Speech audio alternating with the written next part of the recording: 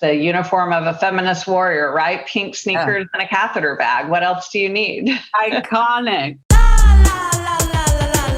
I love that senator for you. My name is Wendy Davis. I live in Texas, and I am running for Congress in Texas Congressional District 21. My name is Noah Galvin. My name is Beanie Feldstein. We're really honored to get to know you and talk to you and help others get to know you as well. Obviously, the first place that we wanted to start was your remarkable, iconic filibuster. I think that's how that most of us got to know you. And then again, with the documentary Reversing Roe, you represent the fight for women's rights for a lot of people. And how does it feel to go from a politician kind of putting your head down and doing the work to a public figure? I think the first time I really understood that was happening, I had gone to a little sandwich shop the day after the filibuster. I was standing at the counter ordering my food, and the young woman who was waiting on me literally came over the counter, hugged me, and just started sobbing. She never said a word other than thank you. I didn't expect to be teary in the first 5 minutes. It's going to be an emotional roller coaster. It's going well for us now. We're already crying. And not only were you able to be a representation for so many, but also doing it in some iconic pink shoes and looking fly while changing the world.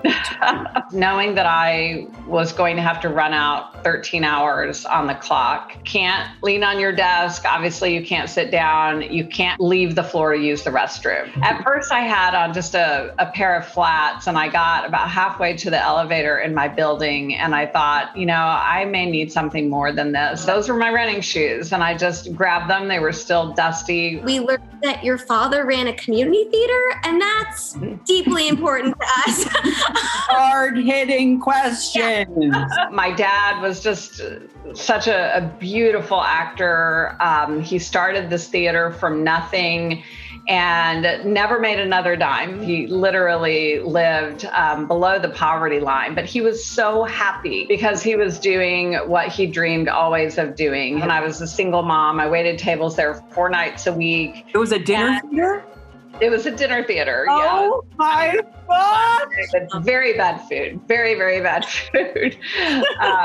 We didn't know it was a dinner theater. That adds a whole other layer of story. It was a great way for me to be close to and bond with my dad. My parents had divorced when I was really young. And so having the opportunity to work in his theater and to be a part of it from the very beginning as he was growing, that dream of his was great. Do you have a favorite musical? We were wondering. I'm the sucker that still gets weepy if I hear any song from the Music Man. When I was a little girl and my dad was doing community theater as an actor, of course, Music Man. A discovery that Beanie made this morning. It was a very hot button issue in our lives for the past few hours. We need to talk about Ziggy.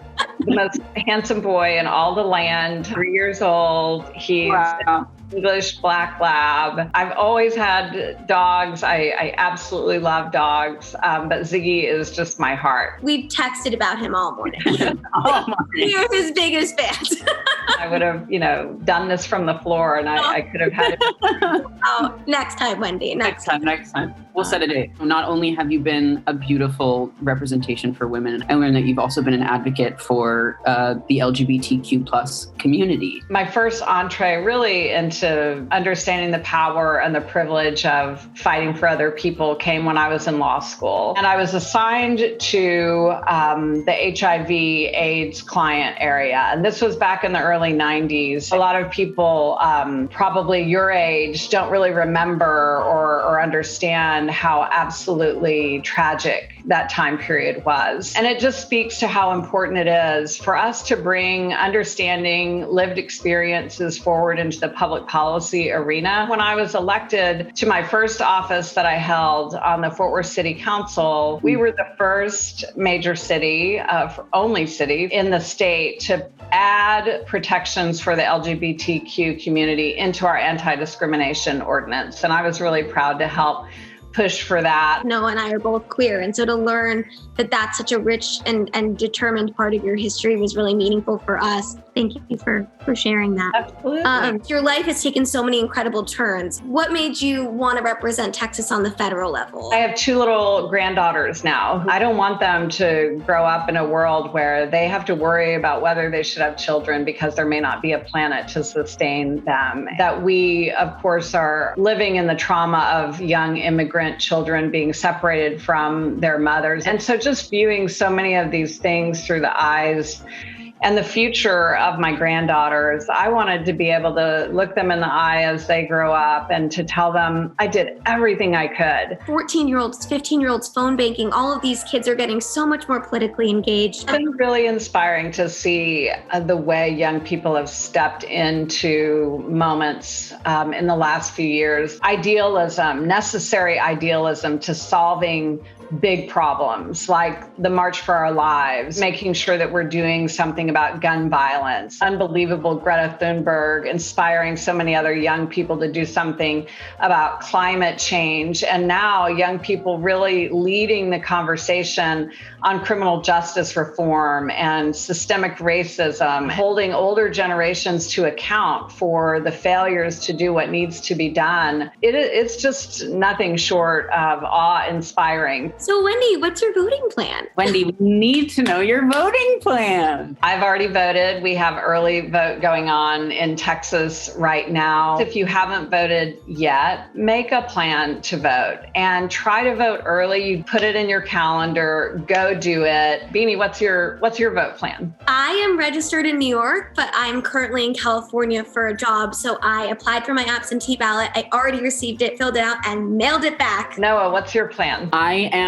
working in Canada at the moment, so I requested my absentee from California. I'm a California voter. And I had a field day looking at my 3 different voting guides and comparing and contrasting, learning about, the different propositions and whatnot. It was very, very fun. And I mailed it off and it was received and it was so easy to do. I felt this certain pride in being able to have my voice be heard. Wendy, Thank you both. I love Wendy, thank you. We can't wait for you to win. Bye, you guys. I love that senator for you.